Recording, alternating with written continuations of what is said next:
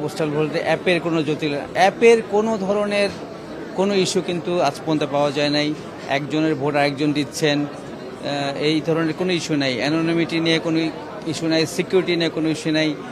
কেউ অন্য এনআইডি দিয়ে ব্রেক থ্রু করার চেষ্টা করেছে, রেজিস্ট্রেশন করার চেষ্টা করেছে, এরকম কোনো ইস্যু আমরা পাই নাই। এটার উপর আমরা সবচেয়ে বেশি এমফাসিস দিয়েছিলাম, যাতে ভোটারদের অ্যানোনিমিটি থাকে, এক ভোটার যেন আরেক ভোটার রেজিস্ট্রেশন না করতে পারে, এমনকি ভোট না দিতে পারে। এটা আমাদের ছিল টপ মোস্ট প্রায়োরিটি। অ্যান্ড আল্লাহর রহমতে এই জায়গায় উই আর সাকসেসফুল।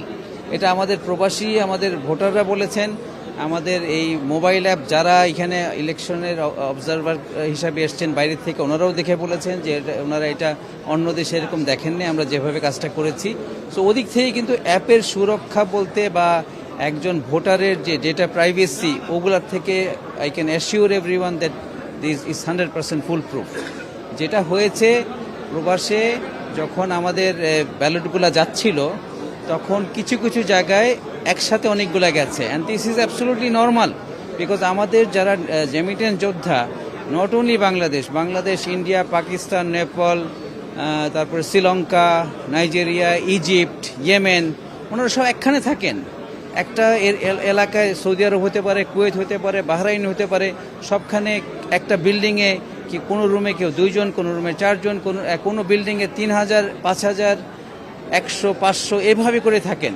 সো ওই একটা ঠিকানায় যদি যায়, ডেফিনেটলি ওনারা ওই ঠিকানা দিয়েছেন, ওখানেই গেছে। সো আমরা এটাকে আসলে অন্যভাবে পারসিভ করেছি প্রথমে, বাট পরে প্রবাসীরাই এই ক্লারিফিকেশন দিয়েছেন ওনাদের সোশ্যাল মিডিয়ার অ্যাকাউন্টের মাধ্যমে যে ground reality is this. So আমরা মনে হয় যেহেতু ফার্স্ট টাইম, মানুষ অনেকে জানতো না, সামনে এইটাই অভ্যস্ত থাকবে, কারণ এই অ্যাড্রেসটা ওনার একটা অ্যাড্রেস অনেকেই ব্যবহার করবে, এইটাই নর্মাল। আমি অনুরোধ করব সবাইকে যে আমাদের প্রবাসীরা যেভাবে থাকেন ওটাকেই আমাদের সম্মান করতে। ভোট কাস্ট হয়েছে, আমি পার্সেন্টেজে আসি, ভোট কাস্ট প্রবাস থেকে হয়েছে 70%, আর আমাদের ইন কান্ট্রি যেটা এখান থেকে 89%। সো গড়ে আসে 80%-এর মতো।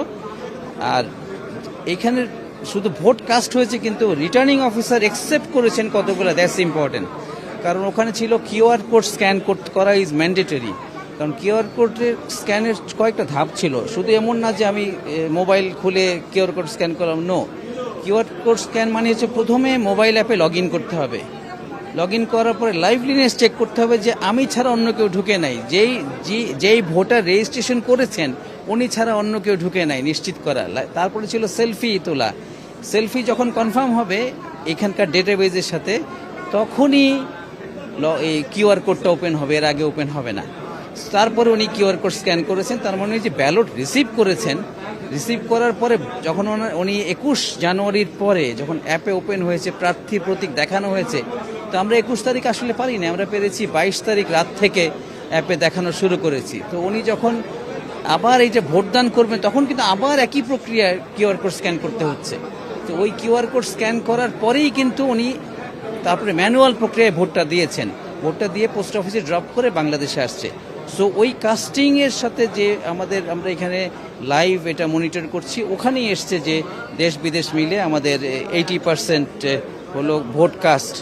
তারপরে এখনও কিছু আসে নাই, বিদেশে পড়ে আছে, কোনো দেশে প্রাকৃতিক দুর্যোগ ছিল, কোনো দেশে পোস্ট অফিসের ইস্যু ছিল, সব এখনও এসে পৌঁছে নাই। আজকে 4:30টার মধ্যে যেগুলো আমাদের রিটার্নিং অফিসারের কাছে পৌঁছানো হয় নাই বা পৌঁছাতে পারা সম্ভব হয় নাই, সেগুলা কিছু করার নাই। আমরা 4:30 পর্যন্ত আমাদের ডেডলাইন ছিল, 4:30টার মধ্যে আমরা ডোমেস্টিক ফ্লাইটও ব্যবহার করেছি, কালকেও করেছি, আজকে করেছি, ডাক বিভাগ কর্তৃক করে একদম রিমোট প্রত্যেকটা প্রত্যন্ত জেলা হোক, যে সবখানে পৌঁছে দেওয়া হয়েছে 4:30টার ভিতরে। এখন যেটা আসে নাই, প্লাস এখানেও কিছু মিসিং হয়েছে, ইটস নট মাচ, আমার মনে হয় 1,500 থেকে 2,000-এর মতো আলটিমেটলি ডেলিভার করা সম্ভব হয় নাই বিকজ অফ টাইমিং অ্যান্ড যে জার্নি প্রসেস ইনভলভ আছে এর ভিতরে। বা ডাক বিভাগ অল আউট ট্রাই করেছে to hand over in time. Plus returning officer এন্ডে যারা স্ক্যানিংয়ের দায়িত্ব ছিলেন, ওনারা 24/7 কাজ করেছেন এগুলো অ্যাকসেপ্ট করার জন্য, স্ক্যান করার জন্য। তো এখন দেখা যাচ্ছে রিটার্নিং অফিসার এন্ডে যেটা অ্যাকসেপ্ট হয়েছে সেটা হচ্ছে 70% ওভারঅল, অ্যান্ড এর মধ্যে আউট অফ কান্ট্রি হলো 61.5 আর দেশের ভিতরে 79%। সো এটা মিলে 70%। তো 70% হ্যাজ গন ফর কাউন্টিং। 299টা আসনে কাউন্টিংয়ের জন্য এটা চলে গেছে। এখন অন্য ভোট কেন্দ্রে যেভাবে কাউন্ট হচ্ছে নর্মাল ব্যালটগুলা, পোস্টাল ভোটিং যেটা কাউন্টিং স্টেশন আছে আলাদা প্রত্যেকটা রিটার্নিং অফিসারের সাথে, সো ওখানে আসন ভিত্তিক কাউন্ট প্যারালালি চলছে। সো আমরা we are waiting for the results now along with normal voting.